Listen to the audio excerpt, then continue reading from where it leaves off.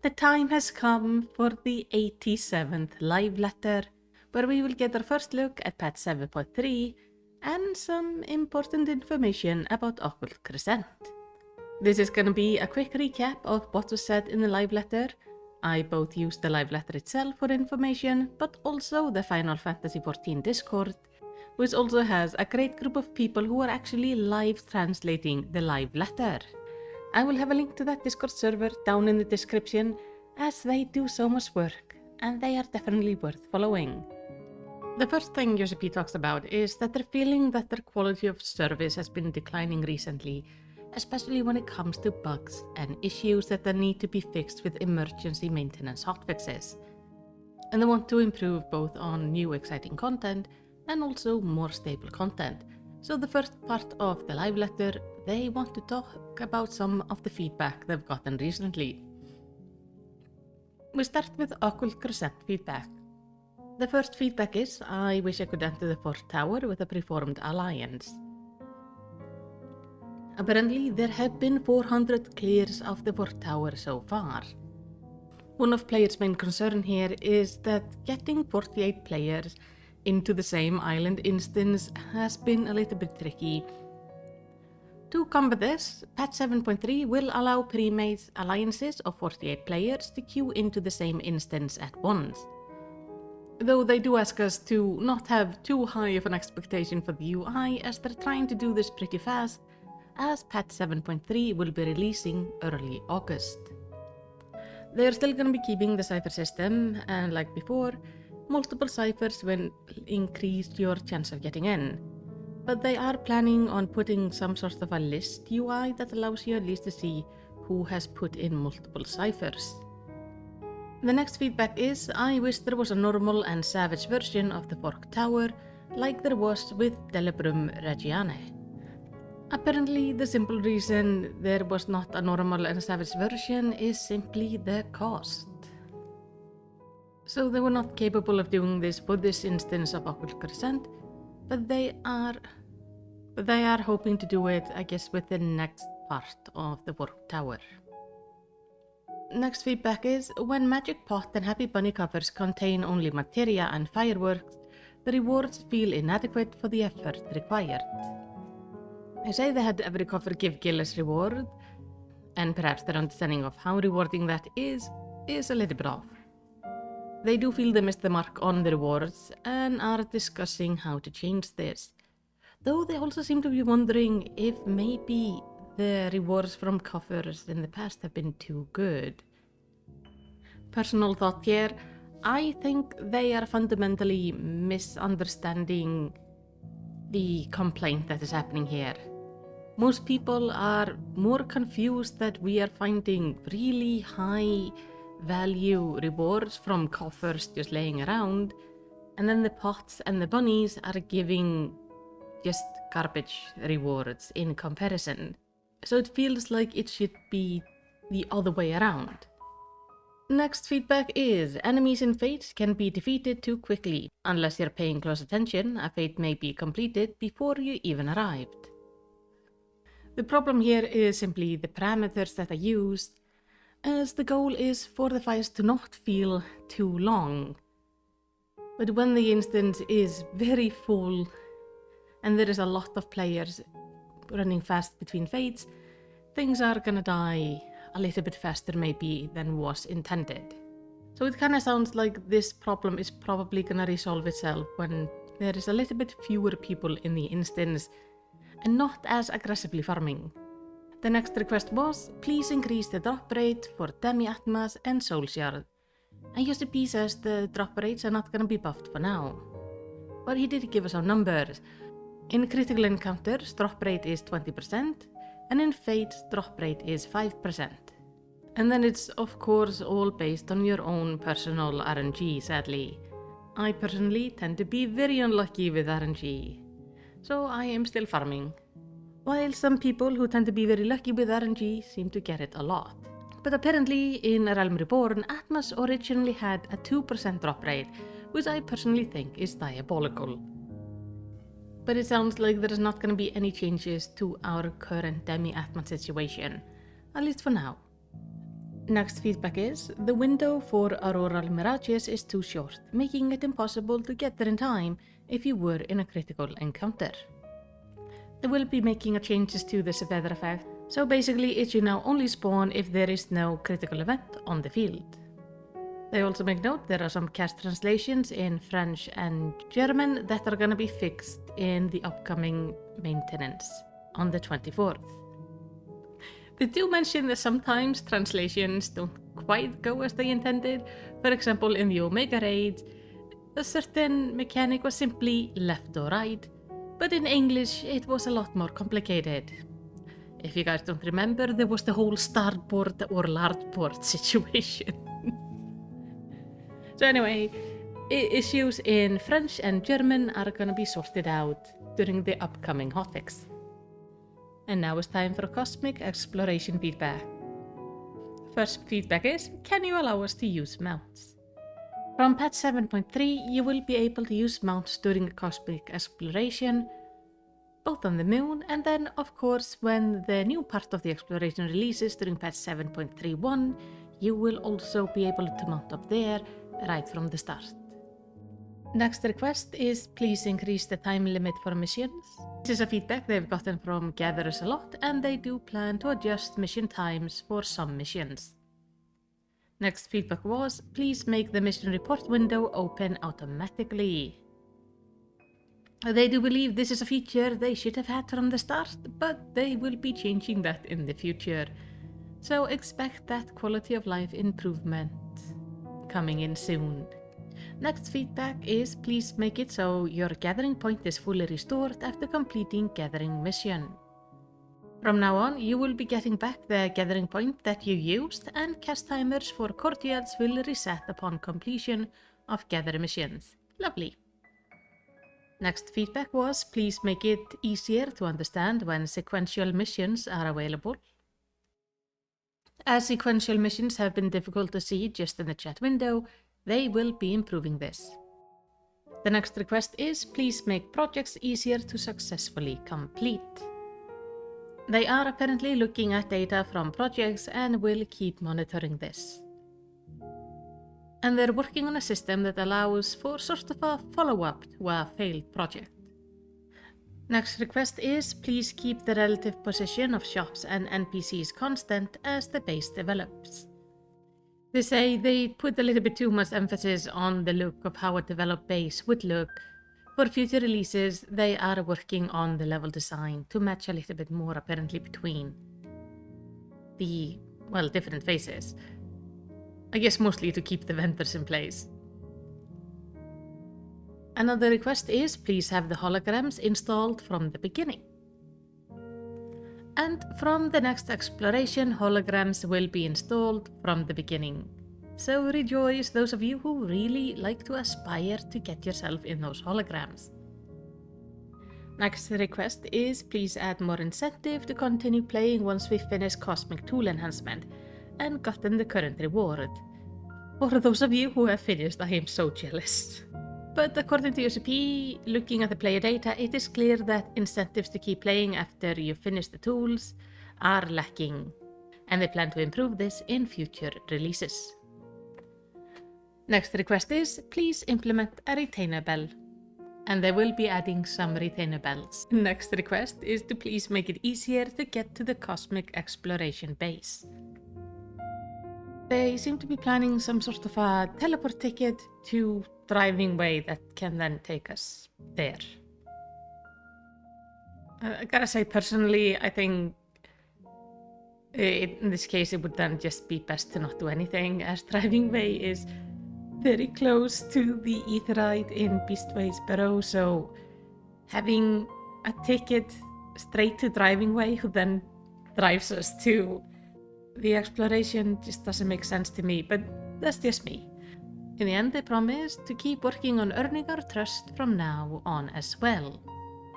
And thank us for the feedback. And now it's time to talk about the 7.3 updates. Of course, as this is our first look at the content, there will be no detailed explanations, but I am excited to see what is coming.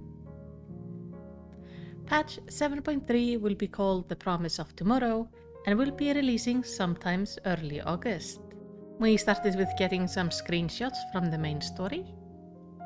Now make note, Sween seems to have a book, so it kinda looks like she is either gonna be using some summoning or scholar magic. Yosipi also pointed out that they do know we want their outfit and asks us to please wait.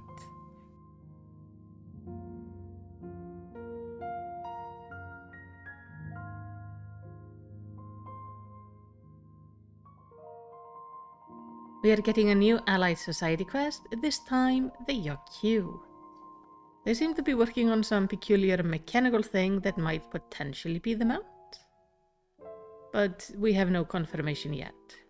There are also these adorable fluffy bunny things. If I do not get one of these as a minions, I will be very upset. And yet Yosipi will not confirm or deny anything. We get to see what looks like the quest hub will probably be in some part built up during our quest line. There are still more inconceivably further Hildibrand adventures, as we see Nasu here with an egg.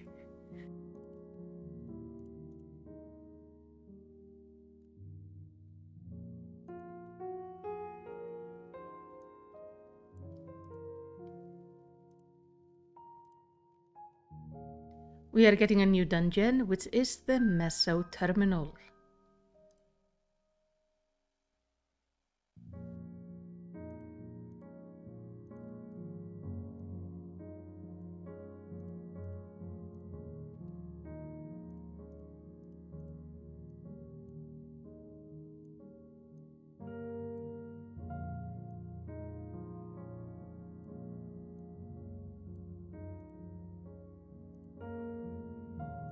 And then we have a mystery new trial, seeming to be related to the Meso terminal as well.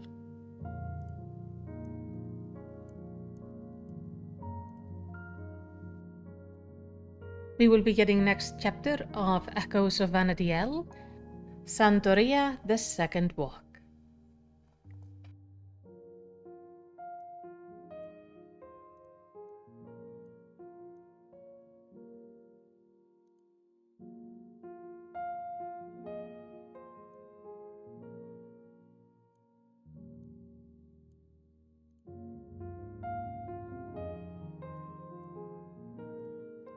The Wrath of Snakes will be our new Unreal trial. We are getting a new treasure dungeon, the Vault Oneiron. And apparently there are some new minigames in this treasure dungeon. Duty support is coming to the Cutter's Cry. PvP Series 9 is gonna begin. There will be some PvP action adjustments. And new Crystaline Conflict Arena will be added. And we even get a little peek at the new Crystaline Conflict Arena, which is the Bayside Battleground. And it is looking quite tropical and fun.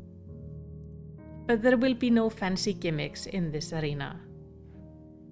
And they will be allowing duo queues in the casual version of Crystaline Conflict, as a lot of players have given the feedback that they are scared to go in alone, so they want us to have the option of going in with a friend. They will be adding some Crystaline Conflict tiers. If you earn a Rising Star, you will be promoted to a higher tier, but losing Rising Stars results in demotion. Being defeated after reaching a 0 crystal credit results in a demotion. The ranks are gonna be unranked, bronze, silver, gold, platinum, diamond and crystal. And then there are 2 additional tiers, being the Omega and Ultima tiers. Apparently promotion and demotion is determined by crystal credit. Apparently after you reach the crystal rank, your rank up and down will be determined by your crystal credit, which would then be the Crystal, Omega and Ultima ranks. I am curious to see the system in action, and I hope this is something our PvP players will have a lot of fun with. And apparently there will be parameter adjustments in front lines as well. Moving on to cosmic exploration. Thanks to the efforts of the industrious adventurers, the completion of the Moongate Hub is close at hand. The Cosmic Exploration Initiative is ready to take its first hop into the wider cosmos, meaning we can finally go somewhere brand new. We are heading over to a new star, named Faena. I hope I am pronouncing that correctly, but it looks quite pretty. Seems to have blue seas and kinda pinkish ground.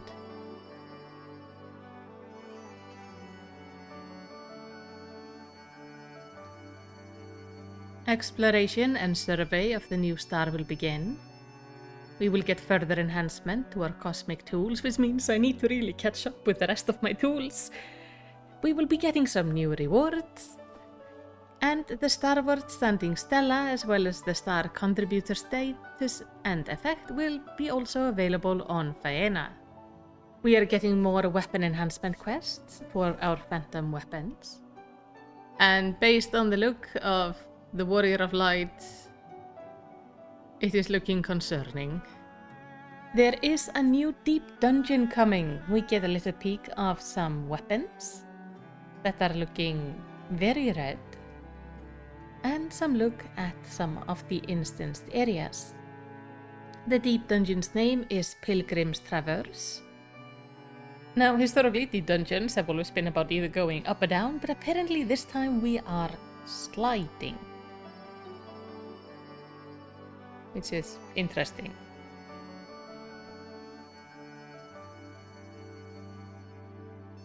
In fact, we go even outside in this place. And I gotta say, what we're seeing is looking really pretty. To enter the Pilgrim's Traverse, you must first complete the main scenario quest Endwalker and progress to floor 50 of the Palace of the Dead. To access the deep dungeon, you need to speak to an NPC in Ilmeg. There is a new feature with Pilgrim's Traverse, which is basically a bonus duty after completing it. A harder version of the floor 99 boss battle will be accessible from the dungeon entrance NPC, and can be challenged at level 100 with party of 4. And then we get to see a tiny bit of that boss, which is this face, but it looks like there is a lot more there. So that is gonna be interesting to see. There will be no ultimate in 7.3, but they are working on the next one. The chat bubble feature is currently under active development, and I look forward to seeing that one come into the game. It will be optional and disabled by default. Text will continue to display in the chat log as normal, and it can be set on or off according to chat mode. The chat bubble font color can also be set according to the chat mode. The chat bubble feature can be disabled during battle and PvP, and chat bubbles can be set to display 1 line or 2 lines of text. The image on the screen is showing 1 line in the bubble. Text will be truncated upon reaching a certain word count. Nobody's going to be able to spam you with a massive chat bubble. They are adding expanded headgear support for Hrothgar and Viera. Various hats will now work on the 2 races. There will be the option to hide Viera ears, so you can choose either if you wanna display them or not. So there will be an on-off subcommand added to the visor toggle in the character window. The display settings will be saved as you register the gear set. They decided not to go with one specific solution for the hats, as preferences will definitely vary. Another update is that bangs will now display while wearing hood-type gear, allowing us to have characters that don't look bald as soon as they put their hoods on, which I think is amazing.